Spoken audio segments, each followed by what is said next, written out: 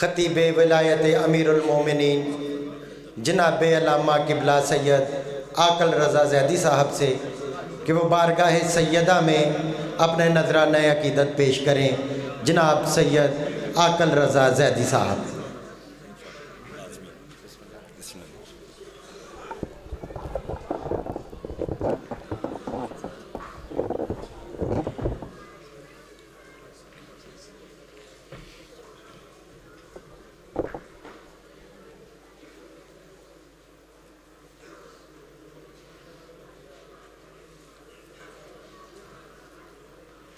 بسم اللہ الرحمن الرحیم۔ الحمدللہ رب العالمین والعاقبۃ للمتقین، الصلاۃ والسلام علی من کان نبی و آدم بین الماء والطین وآل بیتہ طیبین الطاہرین المعصومین، اما بعد فقط قال اللہ تعالیٰ تبارک فی کلامہ المجید۔ بسم اللہ الرحمن الرحیم۔ انما یرید اللہ لیذہب عنکم الرجس اہل البیت ویطہرکم تطہیرا۔ یہ دو قدم آگے آ جائیں، یہ جگہ خالی ہے، دو قدم آگے آ جائیں بس۔ ہاں آپ بھی آگے آ جائیں۔ دو گو ہوں پروردگار عالم ہم سب کا اس فرشدہ پہ بیٹھنا اپنی بارگاہ میں قبول منظور فرمائے۔ بانی مجلس جناب احسن زیدی صاحب ان کے خانوادہ کی مالک توفیقات میں اضافہ فرمائے۔ اس بھرے دربار سے کوئی بھی خالی دامن نہ جائے، بالخصوص جو بیمار ہیں انہیں شفا کاملہ عطا فرما، جو مقروض ہیں ان کے قرض ادا فرما، ہماری لاکھوں دعاؤں کی دعا ہمارے وارث کا ظہور جل فرما، ہمارے امام کو ہم سے راضی فرما۔ ایک صلوات اتنی بلند بھیجیں جتنی محمد و آل محمد نے طاقت عطا فرمائی۔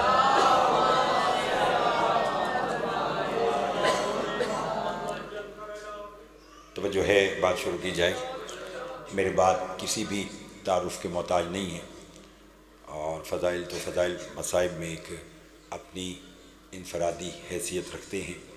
میری مراد جناب ملک علی رضا صاحب ہو کر تشریف رکھتے ہیں، اور دامن وقت میں زیادہ گنجائش بھی نہیں، جیسا بانی مجلس نے بتلایا۔ فلائٹ کی وجہ سے میں تھوڑا لیٹ ہوا، تو ایک یا دو جملے فضائل کے اور اسی پر آج کی دعا، تاکہ پھر جو 2-4 منٹ میں مزید دے سکوں، تاکہ ملک صاحب آپ کو تفصیلی طور پر مخدوم کونین کی مصیبت سنا سکیں۔ ایک شب رسول کو اللہ نے معراج پر بلایا۔ توجہ ہے اب صاحبان کی، تھوڑا سا بولیے گا، زیادہ نہیں تھکانا، 4 یا 6 منٹ زیادہ سے زیادہ آج کے آپ کی خدمت پیش کرنے یہاں آنا جو وہ ضروری تھا۔ میں حاضر ہوں، اور ملک صاحب کو بھی میں زیادہ دیر بٹھانا نہیں چاہتا۔ ایک شب اللہ نے اپنے محبوب کو عرش پر بلایا، وہ شب معراج کے نام سے معروف ہو گئی۔ رسول نے پوچھا پالنے والے آج بلانے کا مقصد؟ فرمایا میرا حبیب میں چاہتا ہوں میں آج تجھے ایک تحفہ دوں۔ پالنے والے پوری کائنات میرے صدقے میں بنا دی، تو تحفہ دینے کی ضرورت، آواز کو تدائی تحفہ وہ ہے جو کائنات سے قیمتی ہے۔ نہیں، ان کے ذکر میں بولنا عبادت ہے، اور اگر میں بولوں، آپ بولیں، یا میں مجلس پڑھوں، ملک صاحب پڑھیں، اور ہم کہیں کہ جناب بولیے، تو یہ ہم اپنے لیے نہیں، یہ آپ کے لیے کہتے ہیں۔ چونکہ میرے اور آپ کے 8ویں امام فرماتے ہیں کہ کوئی اگر ہمارا ذکر سن کر خوش ہو کر نعرے لگاتا ہے، داد دیتا ہے، اپنا کمال نہ محسوس کرے، ہمارا شکریہ ادا کرے کہ ہم نے اسے اس کام کے لیے منتخب کیا۔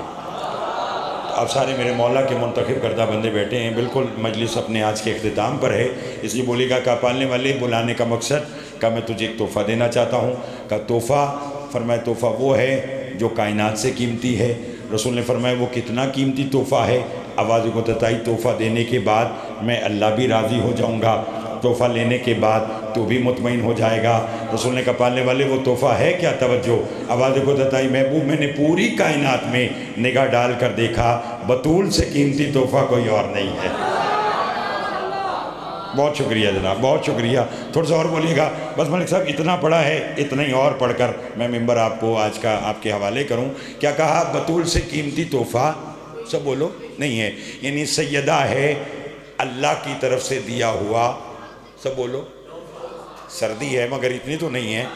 سیدہ، اور یاد رکھیے سیدہ کی حمایت میں نہ بولنے والا براہ راست اللہ کا مجرم ہوتا ہے. ہاں اس لیے تھوڑا سا بس بولتے آئیے گا.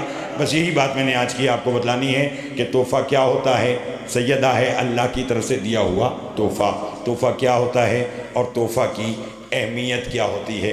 بس ایک مثال سنیے اور ممبر میں ملک صاحب کو دوں. میں 414 یہاں گاؤں آیا تو مجھے بھائی غلام عباس نے کہا کہ زیدی صاحب میں نے آپ کے لیے ایک انگوٹھی بطور تحفہ بنائی ہے. میں کہا جناب بسم اللہ مجھے دیجئے. اب وہ تحفہ لینے کے دو طریقے ہیں. گھڑی پر دیکھ کر 1 یا 2 منٹ آج کے. وہ تحفہ لینے کے کتنے طریقے ہیں؟ 2.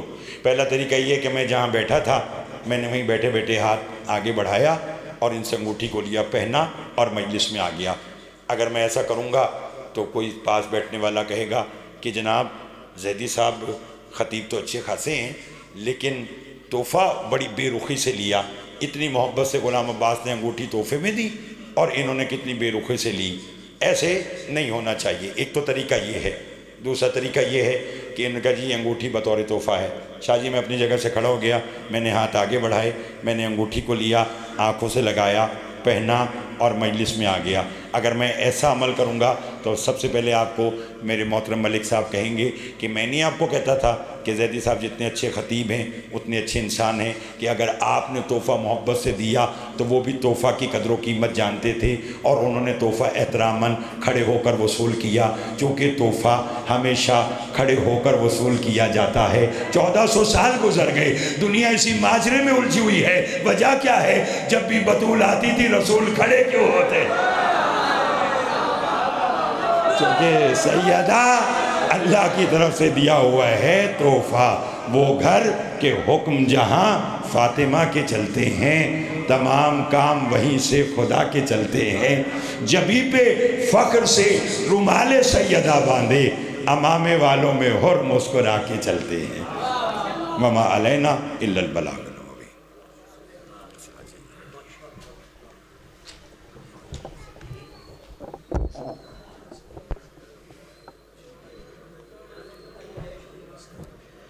شب کو مجھے اٹھائیو یا شاہ لافتہ، دیکھے نہ دشمنوں میں جنازہ کوئی میرا. بیزار اہل ظلم سے ہے بنت مصطفیٰ، بھولی نہیں ہوں میں جس نے جو دکھ مجھے دیا. محسن کے خون کی داد جب تک نہ پاؤں گی، پیش خدا میں فرش کا، پیش خدا میں عرش کا پایا ہلاؤں گی. پیش خدا میں عرش کا پایا ہلاؤں گی. انہی الفاظ کے ساتھ آج کی مجلس کے آخری خطیب، مرقع درد، سفینہ درد، بحر المصائب، مفسر تاریخ کربلا جناب ذاکر ملک علی رضا کھوکھر صاحب مصیبت جناب سیدہ عالمیان بیان فرمائیں گے.